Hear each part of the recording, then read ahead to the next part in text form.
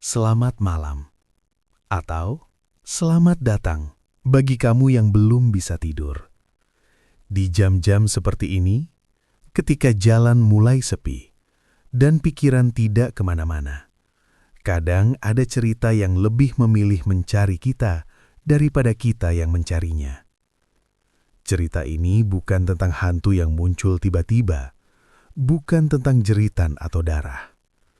Ini tentang orang-orang yang berhenti terlalu lama, tentang janji yang ditunda, tentang perjalanan yang seharusnya sudah selesai, tapi tidak pernah benar-benar berakhir. Dengarkan baik-baik, karena mungkin cerita ini pernah terjadi di sekitar kita, atau pernah hampir terjadi pada kita. Dan sebelum kita mulai, ingat satu hal. Kalau kamu mendengar suara mesin angkot di jam 22.47, padahal tidak ada siapa-siapa di luar, mungkin itu bukan angkot yang lewat, tapi trayek yang sedang menunggu. Jam di dashboard angkotku menunjukkan 22.47 malam. Jarum menit bergerak pelan, seolah tahu bahwa malam ini bukan malam biasa. Sebagian besar sopir angkot sudah pulang sejak jam 10. Tapi aku berbeda. Sejak istriku meninggal 2 tahun lalu, rumah tak lagi punya arti pulang. Menarik angkot sampai larut malam adalah caraku menghindari sepi. Trayekku sederhana, terminal kecil, pasar tua, perumahan, lalu kembali lagi.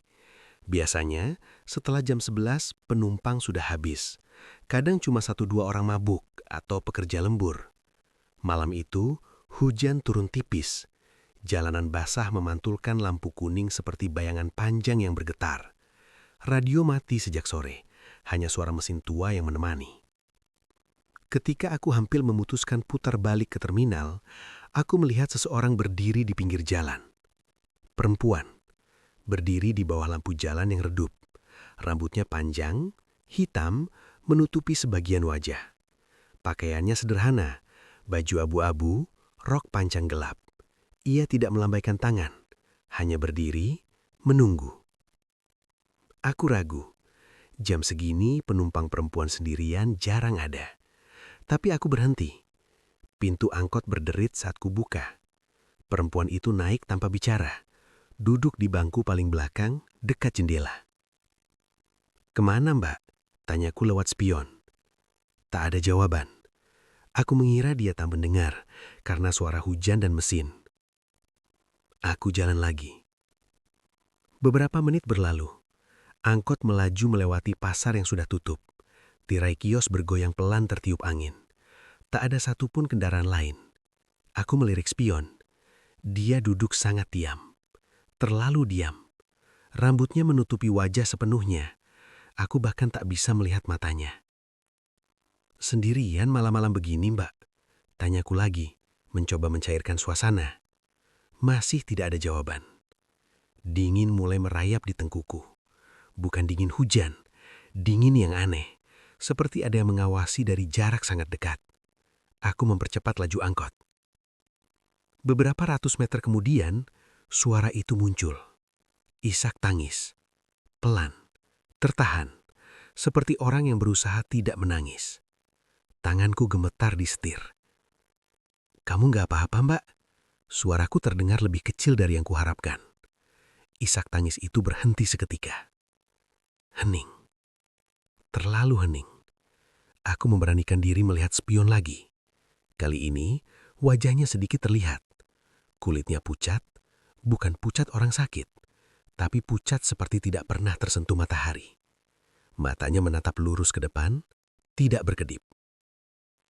Aku menelan ludah. "Turun di mana, Mbak?" tanyaku, suaraku mulai serak. Pelan-pelan, bibirnya bergerak. "Berhenti nanti." Jawabannya membuat dadaku sesak. Suaranya terdengar sangat dekat, padahal dia duduk di belakang. Angkot terus melaju. Jalan mulai menyempit. Lampu rumah makin jarang. Pohon-pohon besar berdiri di kanan kiri jalan. Rantingnya seperti tangan yang siap meraih. Aku sadar, ini bukan jalur trayekku. Aku yakin aku tidak membelokkan setir, Tapi jalan ini bukan jalan yang biasa kulalui. Ini bukan jalur angkot, Mbak, kataku mencoba terdengar tegas. Kalau mau turun, bilang sekarang. Perempuan itu tertawa kecil. Bukan tawa senang, tawa yang terdengar kosong. Sebentar lagi, katanya. Sudah dekat. Lampu depan angkot mulai meredup. Mesin seperti tersendat. Bau tanah basah makin kuat. Lalu, aku melihatnya. Gerban besi berkarat. Tulisan di atasnya hampir tak terbaca. Tapi aku mengenalnya. TPU, kuburan umum. Aku menginjak rem mendadak. Angkot berhenti dengan suara decitan keras. Di sini, teriakku. Tidak bisa, Mbak. Ini kuburan. Perempuan itu berdiri perlahan. Saat itulah, aku melihat wajahnya sepenuhnya. Matanya hitam pekat. Tidak ada putihnya. Mulutnya tersenyum. Terlalu lebar. Aku memang turun di sini. Kamu yang menjemputku. Tangannya menyentuh sandaran kursi. Dingin. Bukan dingin biasa. Seperti menyentuh es. Aku cuma sopir angkot. Aku cuma cari penumpang. Dia menatapku lama. Dan kamu dapat, katanya. Dia melangkah turun. Sebelum menutup pintu, dia menoleh. Terima kasih sudah mengantarku pulang. Pintu tertutup sendiri. Aku membeku di kursi sopir. Nafasku tersengal-sengal. Aku tak berani menoleh ke arah kuburan. Beberapa detik kemudian, aku mendengar suara koin jatuh di lantai angkot. Dengan tangan gemetar, aku melihat ke belakang. Uang ongkos. Kertas lusuh, basah, dingin. Aku menyalakan mesin secepat mungkin dan tancap gas meninggalkan tempat itu tanpa berani menoleh lagi. Sesampainya di terminal, aku duduk lama, mencoba menenangkan diri. Ketika aku mengambil uang ongkos itu berubah menjadi daun kering dan tanah. Dan sejak malam itu, setiap jam 22.47, angkotku selalu berhenti sendiri di pinggir jalan yang sama. Seolah masih ada penumpang yang menunggu. Sejak malam itu, aku tidak pernah lagi melihat jam 22.47 dengan perasaan biasa. Setiap kali jarum jam mendekati angka itu, dadaku terasa sesak. Tanganku dingin, keringat keluar meski udara malam menusuk tulang. Aku sudah mencoba berhenti narik lebih awal. Pulang sebelum jam 10, tapi selalu saja ada sesuatu yang membuatku terlambat. Mesin mogok, penumpang minta diantar lebih jauh, atau terminal tiba-tiba ramai menjelang malam. Seolah malam tidak mengizinkanku pulang cepat. Malam ketiga setelah kejadian di kuburan, aku benar-benar berniat melawan. Jam menunjukkan 22.30, dan aku memutar setir menuju terminal, bersumpah tidak akan berhenti untuk siapapun. Saat itulah, setir angkot terasa berat. Bukan seperti rusak, tapi seperti ada yang menahan. Aku memaksa membelokkan setir. Tanganku gemetar, urat menegang. Tapi angkot tetap melaju lurus, menuju jalan sempit yang sama. Lampu jalan satu persatu menyala redup. Hujan tidak turun, tapi jalan basah seperti baru saja diguyur. Tidak lagi, gumamku. Tidak malam ini. Jam dashboard berbunyi pelan. 22.47.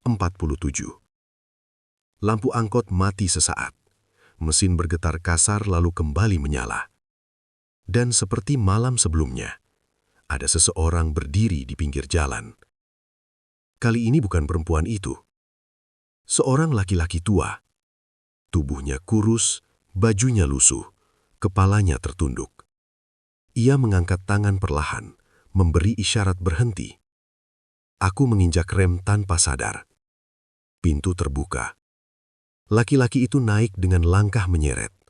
Bau tanah dan asap menempel di tubuhnya. Ia duduk tepat di belakang kursiku. Terlalu dekat. "Kamu supir baru ya?"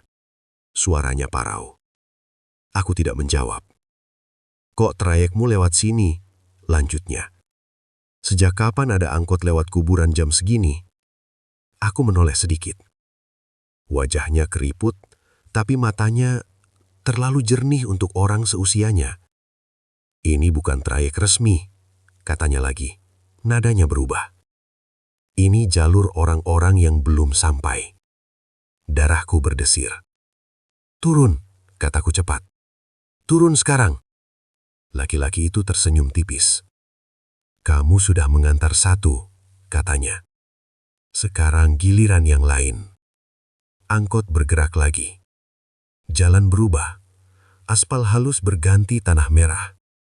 Pepohonan makin rapat, kabut tipis mulai turun, membatasi pandangan. Aku sadar. Aku tidak lagi berada di kotaku. Di kejauhan, aku melihat rumah-rumah kecil berdiri tanpa lampu. Pintu terbuka. Di dalamnya, bayangan manusia berdiri diam, menatap ke arah jalan. Ini di mana? Suaraku hampir tak keluar. Tempat singgah, jawab si tua. Bagi yang belum ikhlas. Angkot melambat. Satu persatu, orang-orang naik. Perempuan muda dengan baju basah. Anak kecil memegang mainan rusak. Pria dengan wajah lebam seperti habis kecelakaan. Mereka tidak bicara, tidak bernapas. Bangku angkot penuh, tapi angkot tidak terasa berat sama sekali. Tanganku gemetar hebat. Aku menangis tanpa suara, memohon dalam hati agar ini hanya mimpi. Kenapa aku? Tanyaku lirih. Laki-laki tua itu mendekat ke telingaku. Karena kamu berhenti, bisiknya. Dan tidak semua supir mau berhenti. Lampu depan angkot berkedip. Tiba-tiba terdengar suara azan dari kejauhan. Lemah, tapi nyata. Seketika para penumpang menoleh bersamaan. Wajah-wajah kosong itu berubah tegang. Sudah waktunya, kata si tua. Untukmu kembali. Angkot berhenti mendadak. Aku terjatuh ke setir. Saat aku membuka mata, aku berada di terminal. Sendirian. Mesin mati, lampu menyala normal. Jam dashboard menunjukkan 23.05. Orang-orang menatapku aneh. Pak, Bapak nggak apa-apa? Tanya seorang kernet. Aku menoleh ke belakang. Bangku kosong. Tapi lantainya penuh jejak tanah basah. Sejak malam itu, aku mendatangi kantor angkutan kota, ingin melaporkan rute aneh yang kulalui. Petugas membuka peta trayek lama. Menunjuk satu garis merah pudar. Ini trayek sudah ditutup, katanya pelan. 5 tahun lalu. Aku menelan ludah. Kenapa? Tanyaku. Petugas itu menatapku lama. Semua supirnya meninggal di jam yang sama. Jam 22.47. Dan malam ini, aku masih menarik angkot. Sejak malam di terminal itu, aku mulai berbicara sendiri. Bukan karena gila, tapi karena diam terasa terlalu berbahaya. Setiap kali angkotku melaju tanpa penumpang, aku selalu melirik spion. Bukan untuk mencari wajah asing, tapi untuk memastikan bangku belakang benar-benar kosong. Aku bahkan menempelkan cermin kecil tambahan untuk memastikan tidak ada sudut yang terlewat. Namun, malam itu, spion tidak membantuku. Jam menunjukkan 22.40. Aku sudah bersiap pulang. Mesin menyala, setir lurus, tidak ada niat berhenti. Lalu, bau itu datang. Bau bunga melati. Bau yang sangat kukenal.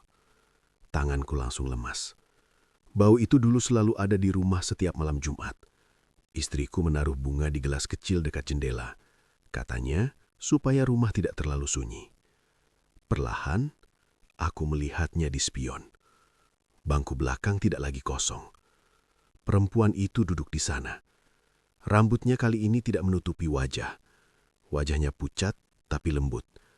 Matanya besar dan sedih. Dia menatapku. Mas, katanya pelan. Suaranya membuat dadaku sesak.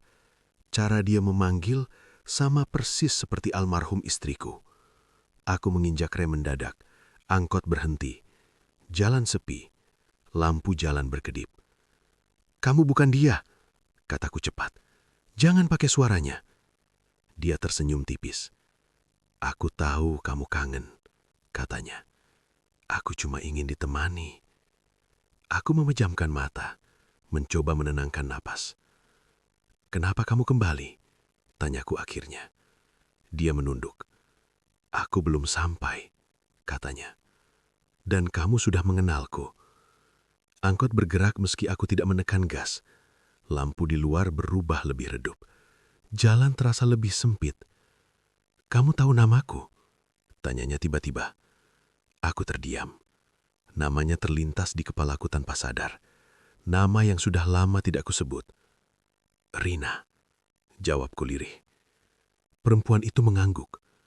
Akhirnya kamu ingat. Aku menoleh cepat. Tidak, itu nama istriku. Dia tersenyum. Kali ini lebih lebar. Aku tahu. Darahku terasa membeku.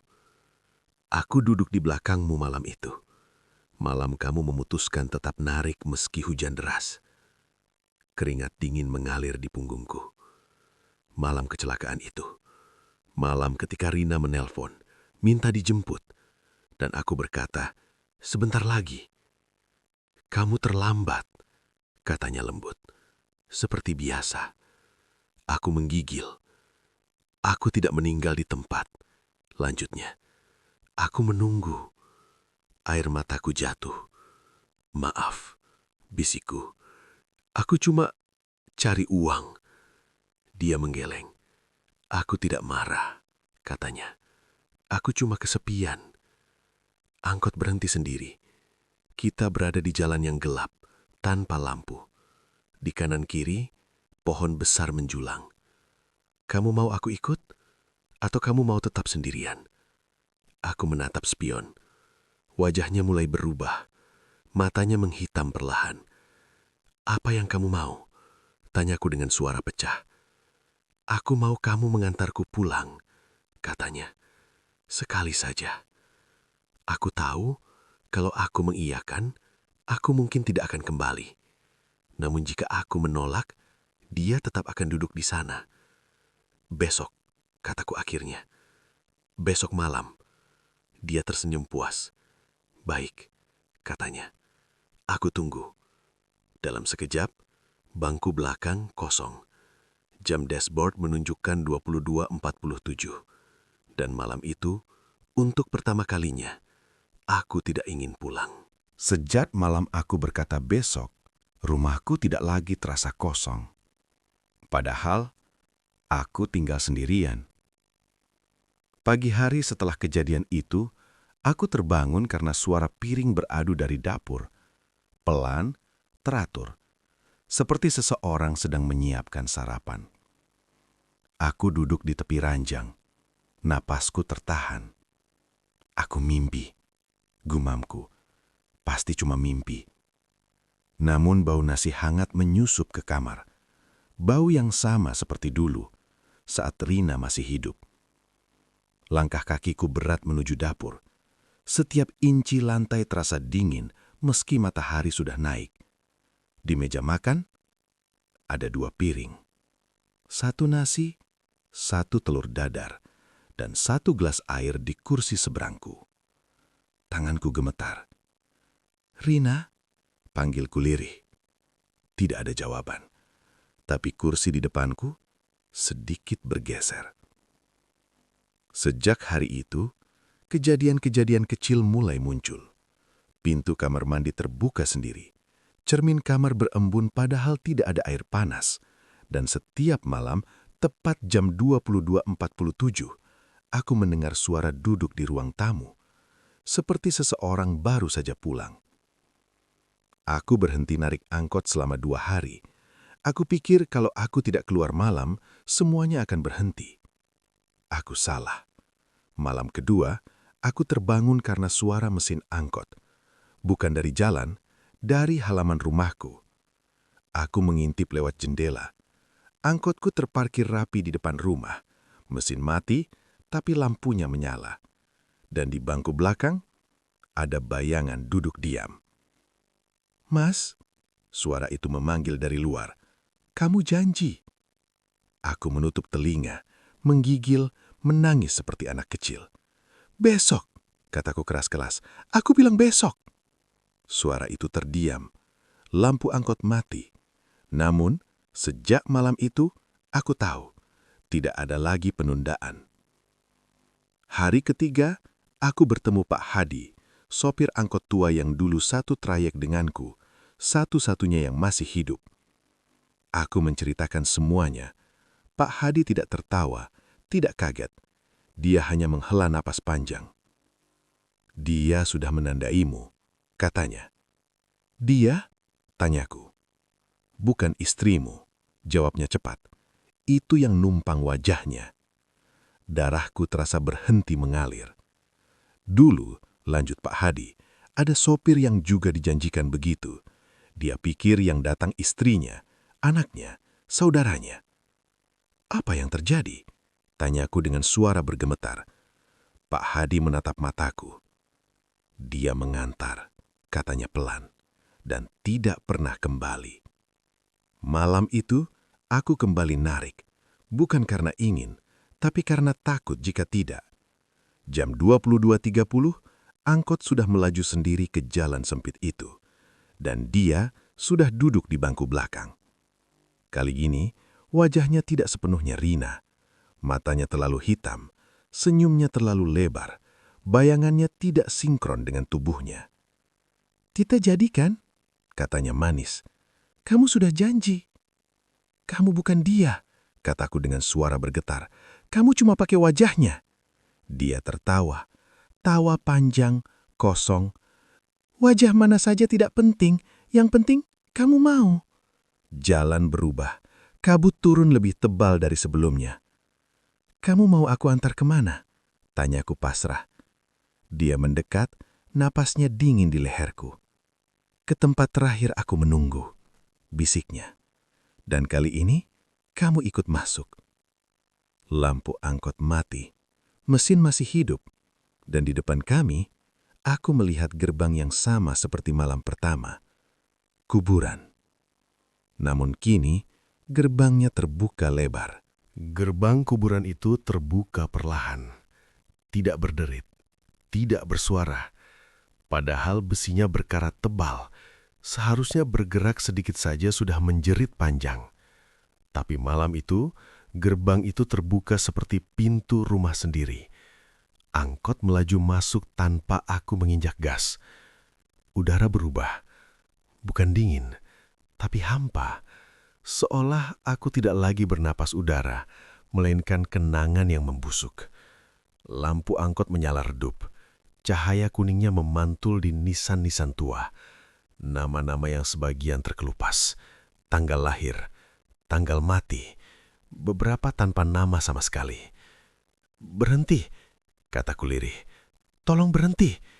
Dia duduk di belakang, sangat tenang. "Kita belum sampai," katanya. Jalan di dalam kuburan itu tidak seperti yang ku kenal. Bukan tanah, bukan paving.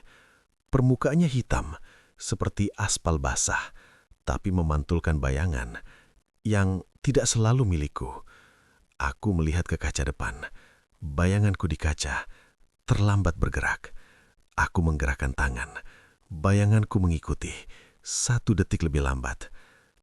"Kamu di mana sebenarnya?" Tanyaku dengan suara hampir hilang. "Di tempat orang-orang menunggu," katanya. "Yang ditinggal, yang dilupakan, yang dijanjikan." Angkot berhenti di tengah area terbuka. Tidak ada nisan di sana, hanya tanah luas dan lubang besar di tengahnya. Bukan seperti liang lahat, terlalu lebar, terlalu dalam. Dari dalamnya terdengar suara-suara pelan, tangisan, panggilan, doa yang terputus di tengah. Kakiku lemas. "Ini bukan kuburan," kataku. Ini neraka." Dia tertawa kecil. "Bukan," jawabnya. "Ini sebelum itu." Dia berdiri. Untuk pertama kalinya, aku berani menoleh sepenuhnya. Wajahnya berubah. Bukan Rina, bukan siapapun yang kukenal. Kulitnya retak seperti tanah kering. Dari sela-selanya, Cahaya hitam berdenyut pelan. Matanya bukan lagi bola mata, hanya lubang dalam tanpa dasar. Aku tidak punya nama, katanya. Tapi aku selalu datang ketika seseorang berhenti. Berhenti? Aku berbisik. Berhenti menepati janji, katanya. Berhenti menoleh ketika dipanggil. Tanganku gemetar hebat. Kamu memanggilku pakai wajahnya, kataku. Itu curang. Tidak, jawabnya tenang. Aku datang dengan apa yang paling berat di hatimu. Dia melangkah turun dari angkot. Tanah di bawah kakinya tidak amblas, seperti menolak menyentuhnya. Aku menunggumu di sini, katanya. Malam kecelakaan itu. Kepalaku berdenyut. Aku melihat kilasan ingatan. Hujan deras. Telepon berdering. Nama Rina di layar. Aku berkata, sebentar lagi. Aku menutup telepon, dan dia menunggu di pinggir jalan, di dekat kuburan ini. Kamu tidak membunuhnya, kata sosok itu, tapi kamu meninggalkannya sendirian. Air mataku jatuh deras. Apa yang kamu mau? Tanyaku putus asa. Nyawaku? Dia menggeleng. Aku mau pengganti, katanya. Setiap trayek ini harus ada sopir, seseorang yang berhenti, seseorang yang tidak sampai. Aku menatap lubang besar itu. Di dalamnya, aku melihat angkot-angkot tua, berkarat, hancur. Dan di balik setirnya, wajah-wajah sopir, semua menatapku. Ada cara lain? Tanyaku lirih. Sosok itu mendekat, sangat dekat. Ada, bisiknya. Kamu antar aku dengan ikhlas, dan kamu boleh pulang. Dan siapa yang menggantikan? Tanyaku. Dia tersenyum. Kita lihat nanti. Lampu angkot berkedip keras. Mesin meraung. Jam dashboard menyala terang. 22.47. Dan di lubang itu, aku melihat sosok Rina berdiri diam, menatapku. Bukan wajah yang rusak, bukan bayangan. Rina yang aku kenal. Mas, katanya lembut. Pulang. Tanganku mencengkram setir. Aku harus memilih. Dan apapun pilihanku, malam ini adalah pemberhentian terakhir. Aku menatap Rina. Bukan bayangan. Bukan wajah yang dipinjam. Rina yang kuingat. Rambutnya diikat sederhana. Mata yang selalu terlihat sabar meski lelah. Bahkan tai lalat kecil di dekat bibirnya ada di sana. Tanganku gemetar hebat. Ini bukan kamu, kataku, meski hatiku ingin percaya. Rina tersenyum. Aku tidak bisa lama, katanya lembut. Kalau kamu ingin pulang, sekarang waktunya. Sosok hitam itu berdiri di samping lubang. Diam, tidak ikut campur, seperti penonton yang yakin pada akhir cerita. Apa yang terjadi kalau aku ikut? Tanyaku. Rina menunduk. Kamu akan berhenti, katanya, dan orang lain akan menggantikanmu. Aku menggeleng. Aku tidak mau orang lain menderita. Rina menatapku. Kali ini sedih. Mas, katanya pelan, kamu sudah berhenti sejak lama. Kalimat itu menghantam lebih keras dari apapun. Aku teringat pagi-pagi kosong, rumah sunyi, narikan malam tanpa tujuan. Aku memang hidup, tapi aku tidak berjalan kemana-mana. Apa kamu benar-benar Rina? Tanyaku terakhir kali. Dia mengangguk perlahan. Bagian yang kamu tinggalkan, katanya. Bagian yang menunggu. Lubang itu berdenyut. Suara-suara dari dalam semakin jelas. Nama dipanggil, janji ditagih. Jam dashboard berbunyi pelan. 22.47. Aku takut, kataku jujur. Rina tersenyum. Air matanya jatuh.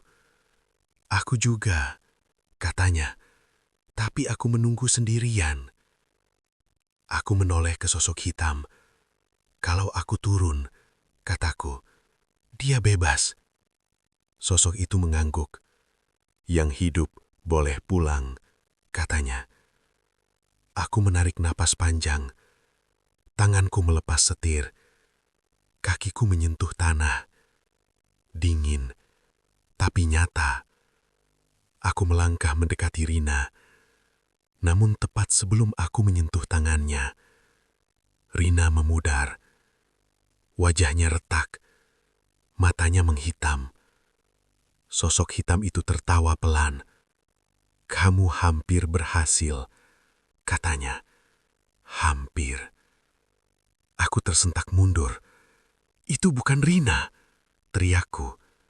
Tidak sepenuhnya, tapi perasaanmu nyata. Lubang itu mengaum, tanah di sekitarnya bergerak. Kamu sudah memilih, kamu turun.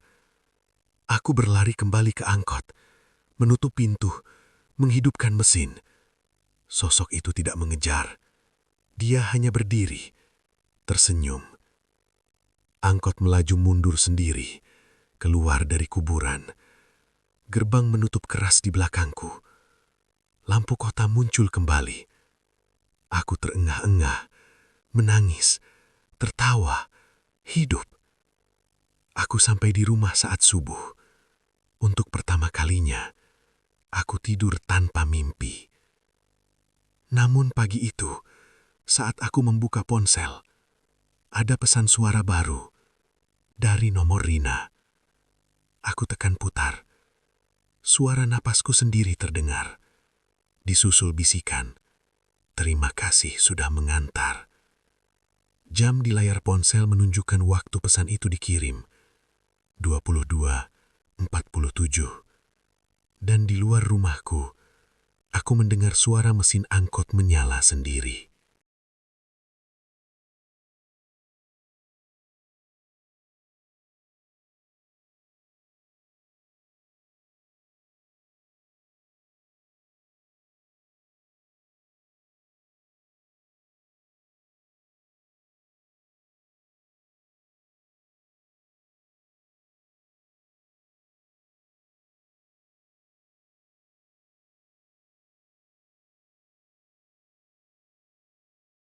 Aku tidak langsung keluar rumah.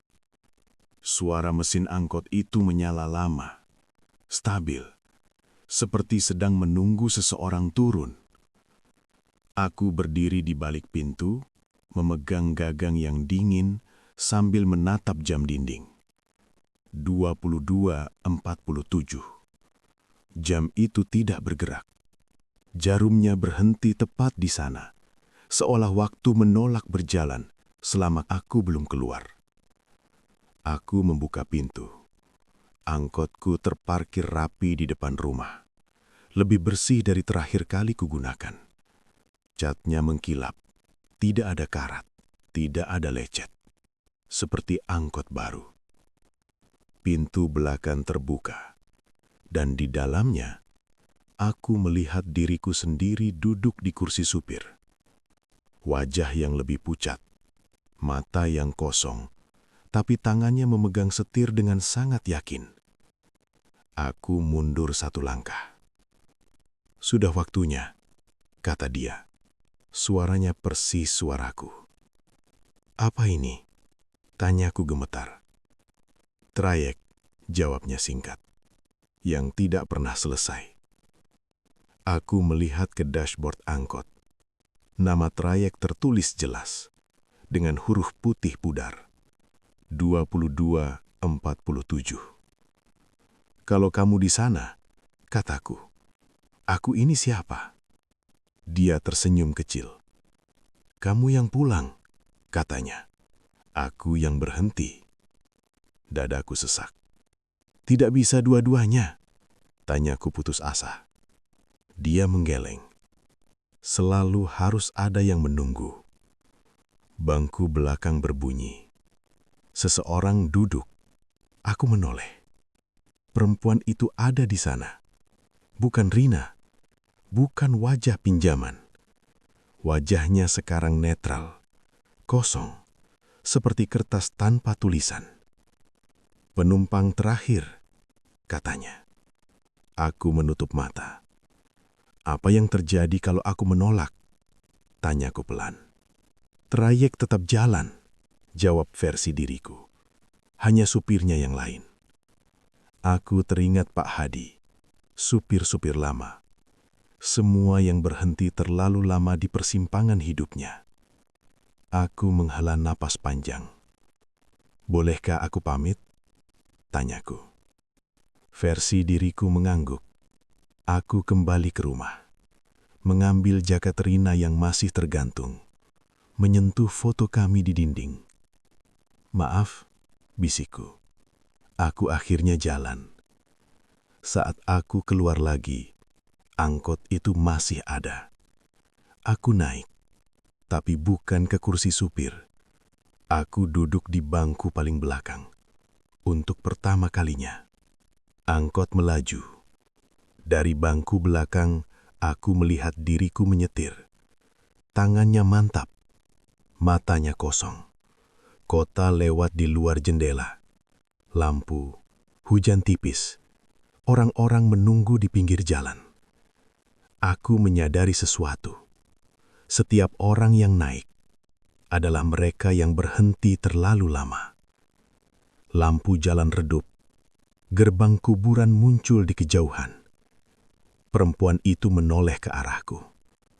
"Terima kasih sudah mengantar," katanya. Aku ingin menjawab, tapi suaraku tidak keluar. Jam dashboard menyala. 22.47. Dan angkot itu tidak pernah berhenti lagi. Kalau kamu pulang larut malam dan melihat angkot tua berhenti tanpa suara, jangan naik kalau jam menunjukkan 22.47. Karena mungkin supirnya masih mencari jalan pulang.